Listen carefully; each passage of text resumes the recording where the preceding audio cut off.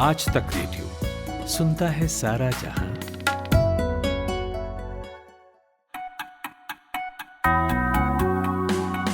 नमस्कार, 19 मई की तारीख है, सोमवार का दिन। ये है आज का दिन पॉडकास्ट। मेरा नाम है खुशबू कुमार। लोकतंत्र हमारे लिए सिर्फ एक व्यवस्था नहीं, एक संस्कार है, एक विचार है, एक परंपरा है। प्रधानमंत्री नरेंद्र मोदी ने रविवार को देश के नए संसद भवन का उद्घाटन किया। इस दौरान उन्होंने कई बातें कही। तो इनमें क्या संदेश छिपे थे, आने वाले कल और विपक्ष के लिए समझेंगे। हम सोचे शांतिपूर्वक जाएंगे, पर शांतिपूर्वक जाके आगे से धकाना शुरू कर दिया कि नहीं आओगे, गिरा दिया गया, मेरे सारे कपड़े पाड़ लिए। ये आवाज थी भारत के स्वाभिमान कहे जाने वाले अंतर्राष्ट्रीय कुश्ती खिलाड़ियों की। नए संसद भवन से कुछ ही दूर पर प्रदर्शन कर रहे इन खिलाड़ियों को पहले डिटेन किया गया, फिर जंतर मंतर से उठा भी दिया गया। ग्राउंड रिपोर्ट से इसकी पूरी खबर लेंगे। और आखिर में बात तुर्की में हुए राष्ट्रपति चुनाव की। रजब तैयब अर्दवान 11वीं बार कल चुनाव जीत गए। तुर्की के गांधी कहे जाने वाले कमाल किलिच दरोलू को बेहद करीबी लड़ाई में हरा दिया। तो बाजी कैसे पलटी, ये भी समझेंगे। लेकिन पहले सुनते हैं 60 सेकंड्स हेडलाइंस सूरज कुमार से। शुक्रिया खुशबू। हिंसा की घटनाओं के बीच आज मणिपुर जाएंगे गृह मंत्री अमित शाह। 1 जून तक रुकेंगे। कुकी और मैतेई समुदाय के संगठनों से होगी मुलाकात। PM Narendra Modi north east की पहली वंदे भारत को वर्चुअली दिखाएंगे हरी झंडी। असम से बंगाल तक चलेगी। मोदी सरकार के आज 9 साल पूरे। कल से 1 महीने तक देश भर में करेगी महाजनसंपर्क यात्रा। यासीन मलिक पर आज सुनवाई। एनआईए ने दायर की थी याचिका, जुर्म कबूल चुका है यासीन। हनी ट्रैप मामले में डीआरडीओ साइंटिस्ट की सुनवाई आज। पाकिस्तानी एजेंट को दी थी खुफिया जानकारी। मणिपुर में भारतीय सेना ने वेनम ब्रिज की मरम्मत। उपद्रवियों ने की थी तोड़फोड़। और दिल्ली के कई इलाके में तेज बारिश, तापमान में गिरावट दर्ज।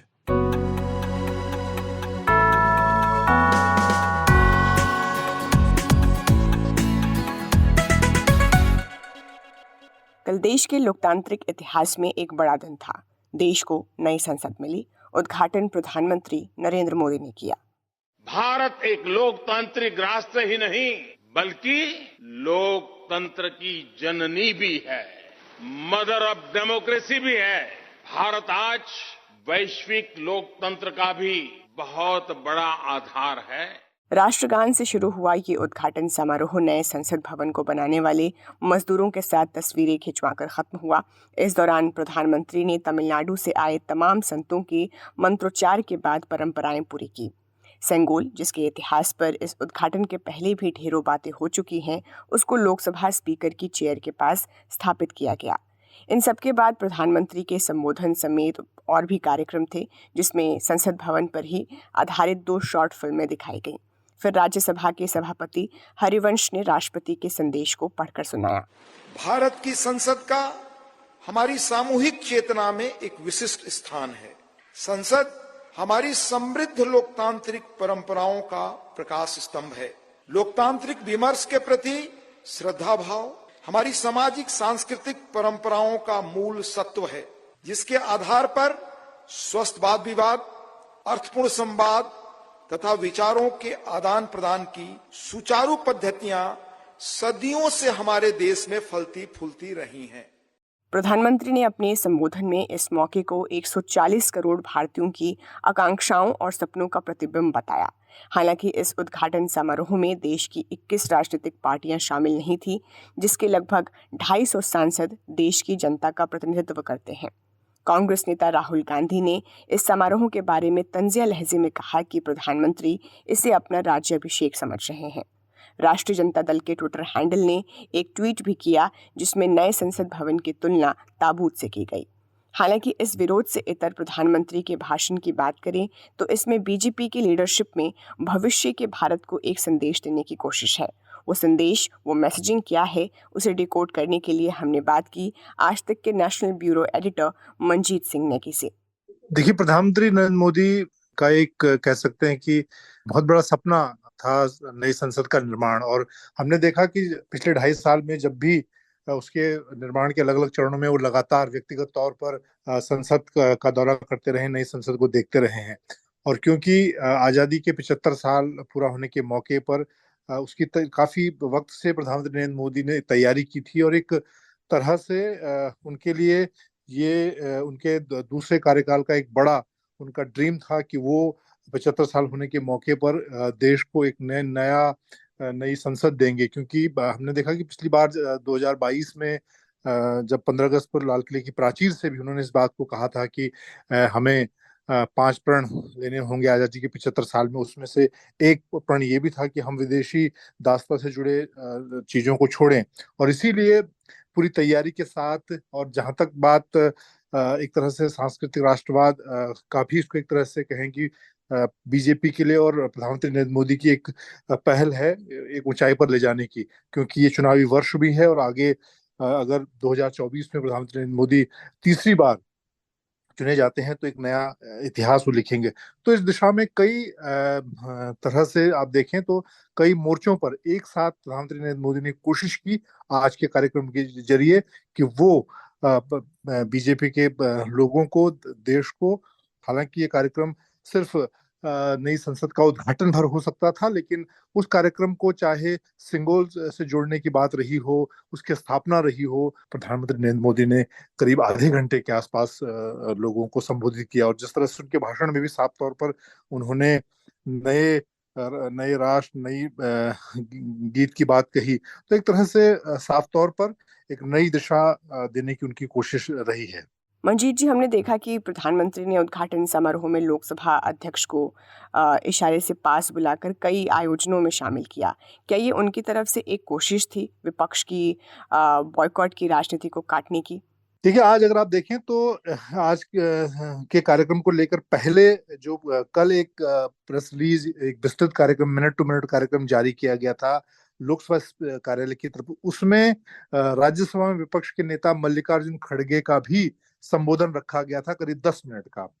तो आखिरी मौके तक प्रधानमंत्री ने और सरकार ने ये कोशिश की कि विपक्ष इस आयोजन का विरोध ना करे और वो भी इसमें शामिल हो। इसीलिए आधिकारिक कार्यक्रम जो जारी किया गया था उसमें मल्लिकार्जुन खड़गे राज्यसभा में विपक्ष के नेता के तौर पर उनका भी संबोधन रखा गया था। लेकिन जब आज ये तय हुआ कि विपक्ष पूरी तरह से कार्यक्रम का बहिष्कार करेगा, तो दोबारा एक रिवाइज्ड कार्यक्रम जारी किया गया और उसमें फिर उनका संबोधन हटा दिया गया प्रधानमंत्री ने। लेकिन जहां तक लगातार विपक्ष इस बात की को लेकर आलोचना करता रहा कि क्योंकि संवैधानिक तौर पर राष्ट्रपति सर्वोच्च होते हैं, इसलिए उनके हाथों से इसका उद्घाटन होना चाहिए, और उन्होंने इसको बड़ा मुद्दा बनाया। उसको देखते हुए और प्रधानमंत्री ने आज भी आपने देखा कि चाहे लोकसभा स्पीकर ओम बिरला रहे हों, राज्यसभा में उपसभापति रहे हों, दोनों को ही ऊपर नई संसद के कार्यक्रम में शामिल रखा। और जब हमने देखा कि सिंगोल की स्थापना हो रही थी, उस दौरान भी प्रधानमंत्री नरेंद्र मोदी ने इशारा करके अपने साथ लोकसभा स्पीकर को भी बुलाया, उनको वहां पर ले गए। और पूरे कार्यक्रम के दौरान भी बाकी तमाम सांसद और सभी लोग मौजूद थे। राष्ट्रपति का संदेश पढ़ा गया, उपराष्ट्रपति का भी संदेश वहां पर पढ़ा गया। तो जो आलोचना विपक्ष की तरफ से रही थी कि सरकार और खासतौर से प्रधानमंत्री नरेंद्र मोदी संवैधानिक मूल्यों का उल्लंघन कर रहे हैं, प्रधानमंत्री ने कोशिश की कि उनको उसका जवाब दिया जाए। और आज जिस तरह से प्रधानमंत्री ने पूरे देश के अलग अलग क्षेत्रों के लोग, चाहे फिल्म स्टार हों, चाहे शाहरुख खान का हमने देखा, अक्षय कुमार का संदेश देखा, और प्रधानमंत्री ने आह्वान किया अलग अलग क्षेत्रों के लोगों से कि वो नई संसद को अपनी आवाज दें, नई संसद को प्राइड के तौर पर, एक गर्व के तौर पर उसको ट्वीट करें, उसके बारे में लिखें, आवाज दें। तो कहीं ना कहीं विपक्ष का जो विरोध का स्वर था, उसको एक तरह से उसकी काट के तौर पर प्रधानमंत्री नरेंद्र मोदी ने आज के कार्यक्रम को और बड़ा बनाने की कोशिश की। बहुत बहुत शुक्रिया मंजीत ने की।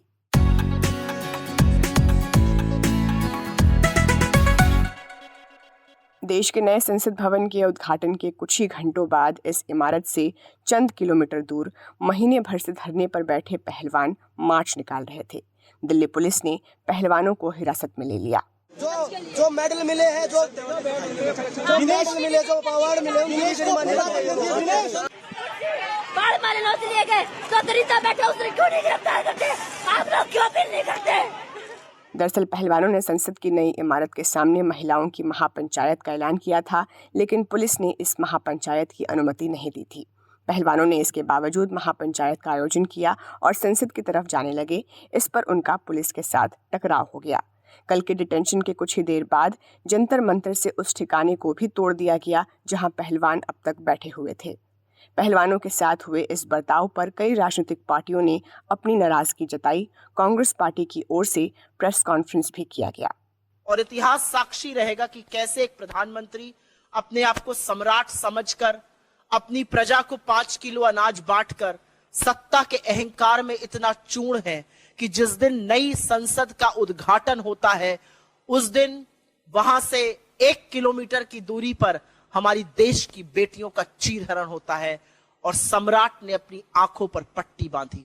एक तरफ पहलवान अड़े हुए थे संसद भवन जाने के लिए और दूसरी तरफ पुलिस की जिम्मेदारी थी उस मौके में कोई खलल पैदा ना करे। दिल्ली पुलिस के स्पेशल सीपी दीपेंद्र पाठक ने बताया कि किन किन कानूनों का उल्लंघन हुआ है उसका आकलन कर कार्रवाई की जाएगी। हालांकि देर शाम तक सभी पहलवान छूट भी गए। कल के पूरे घटनाक्रम को सिलसिलेवार तरीके से समझने के लिए हमने बात की वहां पहलवानों के बीच मौजूद आज तक रेडियो रिपोर्टर अरविंद ओझा से।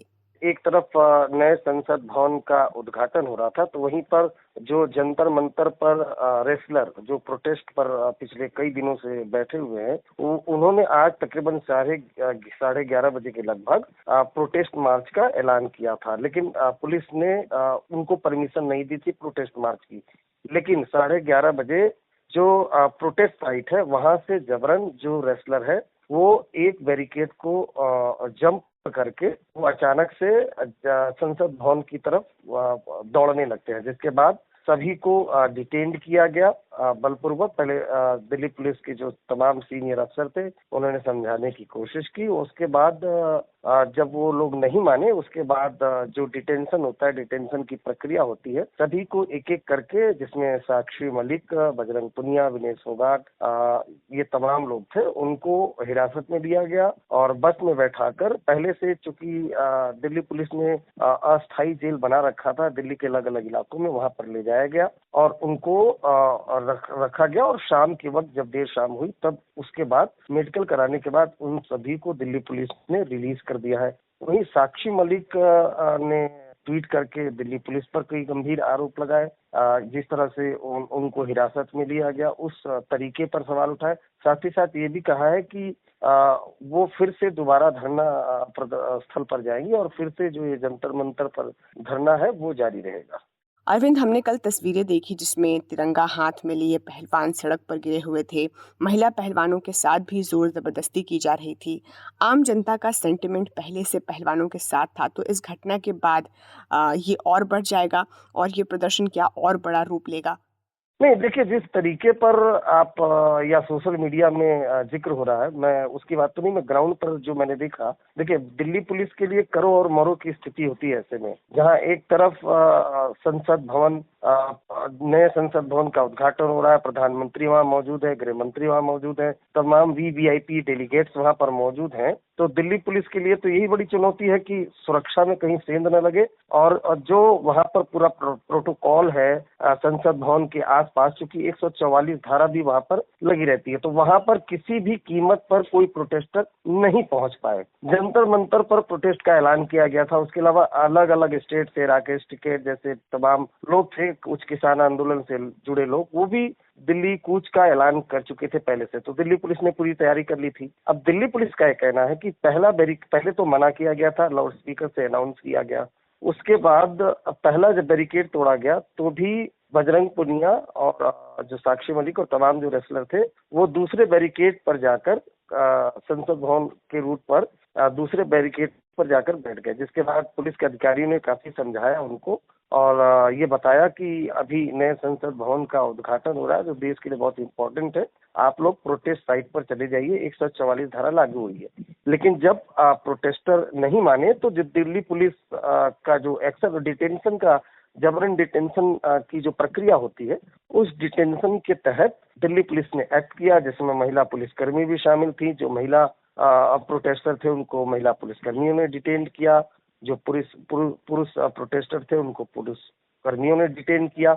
और डिटेन करने के बाद जाहिर सी बात है जब जबरन हिरासत में लिया जाता है, जो पुलिस की प्रक्रिया होती है, तब इस तरह की तस्वीरें वो आती रहती हैं। अब सवाल इस पर है कि उन्होंने देश के लिए काफी मेडल जीते हैं, तो इस तरह से कहीं ना कहीं सिंपैथी उनको जरूर मिल रही है। लेकिन जैसे ही हिरासत में लिया गया, प्रोटेस्ट साइट खाली हो गया, तो दिल्ली पुलिस उस प्रोटेस्ट साइट पर पहुंची और जो वो पूरा प्रोटेस्ट साइट जहां पर पूरा टेंट तंबू लगा हुआ था उस सबको तोड़ा और उसको अपने साथ ले गई। उसी वक्त ये सालने लगा था कि क्या दोबारा से ये प्रोटेस्ट वो फिर से शुरू हो पाएगा। हालांकि साक्षी मलिक ने यह दावा जरूर किया है, लेकिन दोबारा जितने लोग हिरासत में लिए गए थे वो अभी तक दोबारा प्रोटेस्ट साइट पर नहीं पहुंचे हैं। वहीं इस पर जमकर राजनीति भी हुई। कई विपक्ष के नेताओं ने, कांग्रेस ने तो प्रेस कॉन्फ्रेंस कर दी। तमाम विपक्ष के नेताओं ने अलग अलग तरीके से इस पर बीजेपी को लेकर जिस तरह से डिटेंशन की प्रक्रिया हुई उसको लेकर बीजेपी पर निशाना भी साधा है। और वहीं जो प्रोटेस्टर है उनका कहना है कि वो दोबारा से प्रोटेस्ट करेंगे। अब ये देखना होगा कि आने वाले दिनों में क्या होता है। बहुत बहुत शुक्रिया अरविंद ओझा।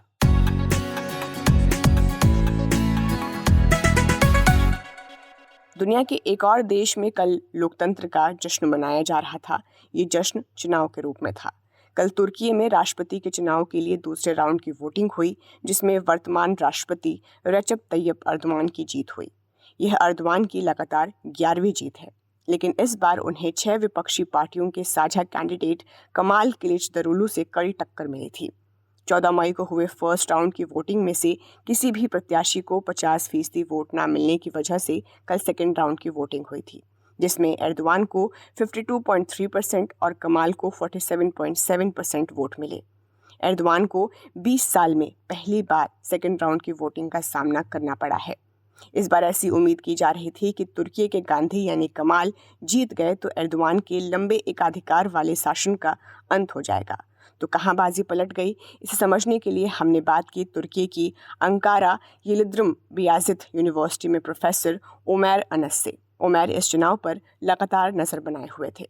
लोग अपने राष्ट्रपति के खिलाफ वोट देने के लिए पूरी तरह से तैयार थे, आए थे, लेकिन खुद अपोजिशन का जो बंटवारा था 3 हिस्सों में, एक केमालिस्ट और एक राष्ट्रवादी और तीसरे कंजर्वेटिव कैंप जो बटा हुआ था, उन सबको एक होने के बावजूद उनके प्रतिद्वंदी के लिए बड़ा मुश्किल काम था कि वो सबको एक साथ जोड़े रखें।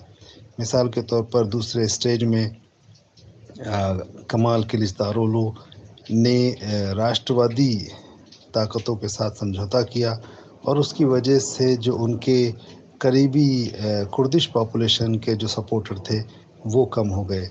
जो अभी रिज़ल्ट आ रहे हैं उससे ये मालूम हो रहा है कि बहुत ज़्यादा जो एग्रेसिव राष्ट्रवादी ताकतें थीं उनसे अपनी निकटता बढ़ाने की वजह से राष्ट्रपति के इस चुनाव में कमाल किलिचदारोग्लू का वोट कम हो गया है।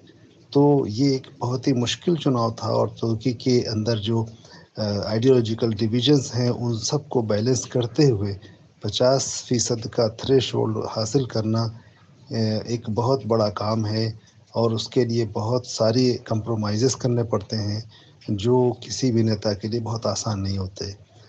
राष्ट्रपति रजब तैयब अर्दोगान की अच्छी बात ये रही कि वो किसी न किसी तरह से 50% वोट हासिल करने के लिए बहुत सारे समझौते और बहुत सारे कंप्रोमाइज़ेस करते हुए वो हर बार उसको अचीव कर लेते हैं। लेकिन चूंकि उनका ये आखिरी चुनाव है और इसके बाद अब वो दोबारा चुनाव नहीं लड़ सकते, तो ये माना जा रहा है कि अब एर्दोआन को अपना एक अच्छा जानशीन और अपने पीछे एक और लीडरशिप तैयार करके जाना होगा और इस अगले 5 सालों में उनका दौर ज़्यादातर इसी बात के लिए चर्चा में रहेगा कि वो अपने पीछे किसको छोड़ करके जाएंगे। जी, और राष्ट्रपति के ऊपर ये आरोप थे कि उन्होंने देश के लोकतंत्र को कमज़ोर किया है, उनकी शक्तियों को कोई चुनौती नहीं दे सकता। तो क्या ये जीत उन आरोपों को खारिज करता है जो एर्दोआन पर लग रहे थे और इसके साथ वो और मजबूत हो जाएंगे? पिछले 20 सालों से राष्ट्रपति रजब तैयब अर्दोगान तुर्की के ऊपर राज कर रहे हैं और हर 5 साल पर पाबंदी के साथ चुनाव भी हुए हैं और किसी भी चुनाव पर किसी भी संस्था की तरफ से ऐसे गड़बड़ी के बड़े आरोप नहीं लगाए गए।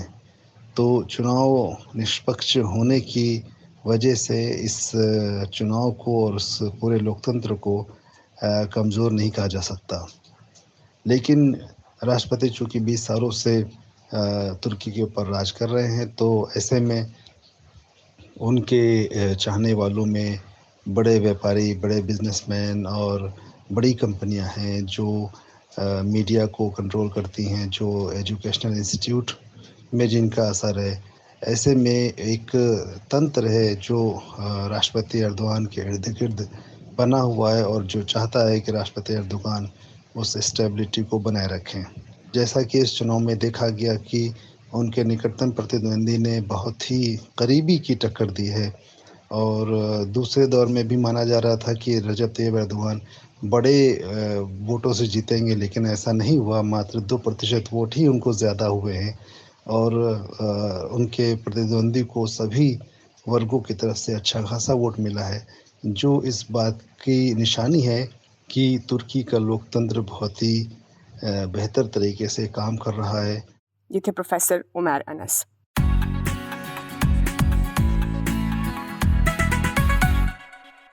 और अब देश दुनिया की अखबारों में छपी आज की बड़ी खबरों को जानने का वक्त हो गया है। मेरे साथ सूरज कुमार जुड़ गए हैं। गुड मॉर्निंग सूरज। खुशबू, गुड मॉर्निंग। नवभारत टाइम्स से शुरुआत करते हैं और इसकी हेडलाइन है हमारी नई संसद। तो नई संसद भवन का एक पिक्चर है और उसके नीचे ये हेडलाइन लिखी गई है हमारी नई संसद में। हमारी का तात्पर्य ये है कि ये भारत की संसद है और उससे पहले जो संसद बनाई गई थी वो अंग्रेजों ने बनाई थी, इसलिए वो कॉलोनियल निशानी के रूप में उसे देखा जा रहा था और इस कारण ये हेडलाइन हमें यहाँ दिखाई पड़ती है। बाकी अगर हेडलाइंस की तरफ देखें तो हिंदुस्तान अखबार में लिखा है कि नई संसद देशवासियों के लिए सपनों का प्रतिबिंब। तो ये प्रधानमंत्री नरेंद्र मोदी का बयान है। इसके अलावा सीट्स के बारे में लिखा है कि 888 सदस्य लोकसभा में बैठ सकते हैं, 384 सदस्य राज्यसभा में बैठ सकते हैं। 2.5 साल में ये पूरा जो भवन है इसे तैयार किया गया है। और विपक्षी दल ने संसद के उद्घाटन पर बीजेपी को घेरा है। जैसे आप द पायनियर अखबार में आएंगे तो इसमें एक हेडलाइन है राजद ने साझा की ताबूत और नए संसद भवन की तस्वीर, बीजेपी ने दी तीखी प्रतिक्रियाएं। तो इस तरह की तस्वीरें कल बहुत सोशल मीडिया पर तैर रही थी कि जो ताबूत है, कॉफिन होता है, उसके शेप में संसद भवन का स्ट्रक्चर है। लेकिन उसके काउंटर में भी हमें कई ट्विटर पे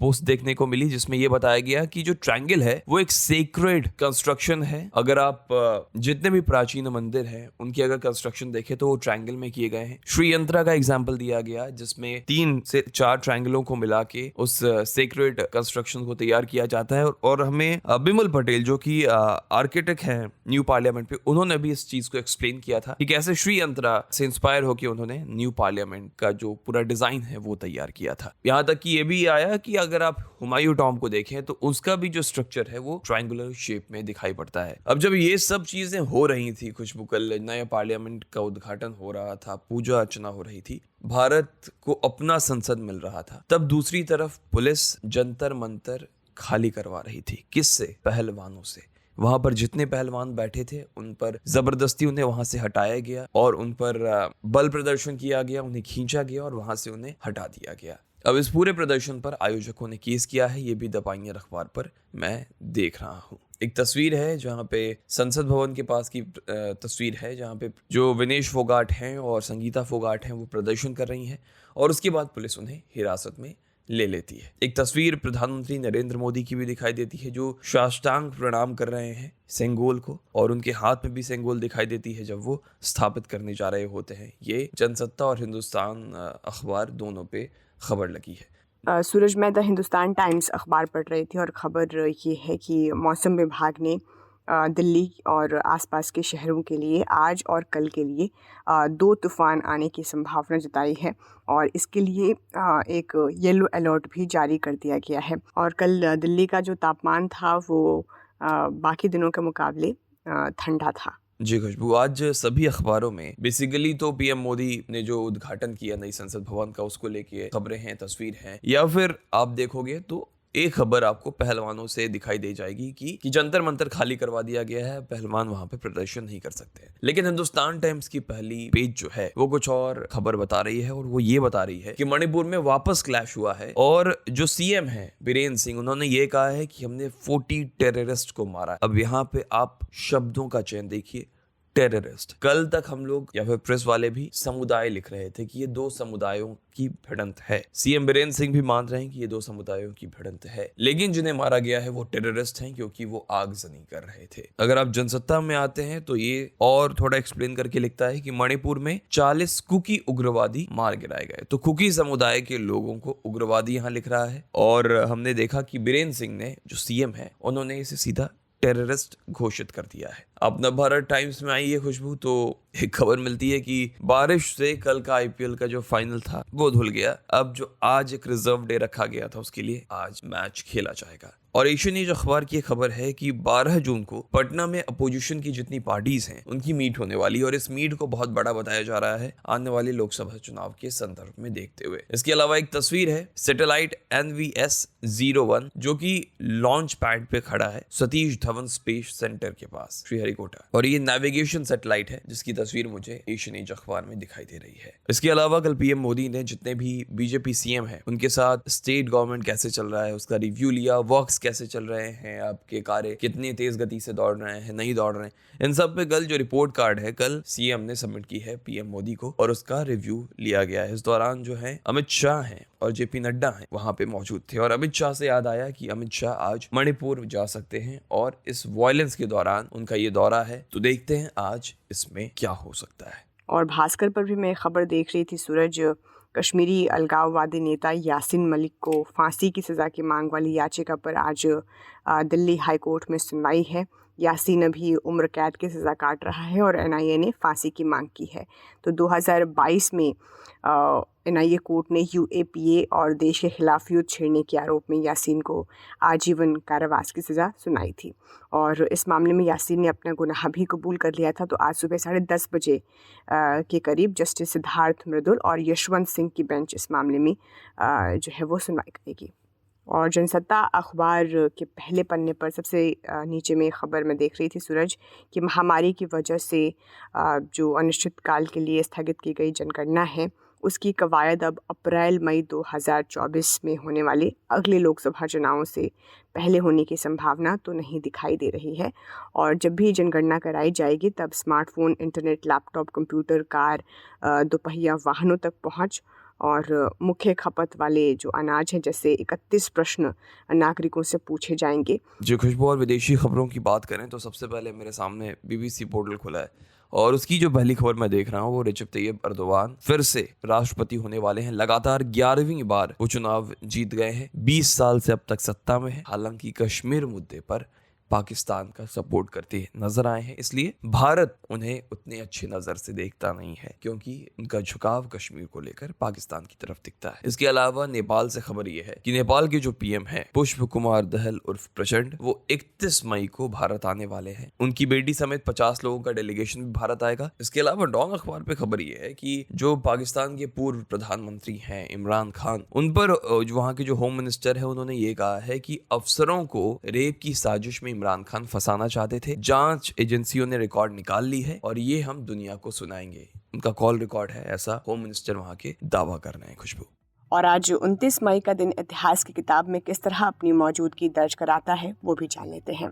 1953 में आज ही के दिन एडमंड हिलरी शेरपा तेंजिंग नोर्गे ने दुनिया की सबसे ऊंची पर्वत चोटी माउंट एवरेस्ट पर पहुंचे थे।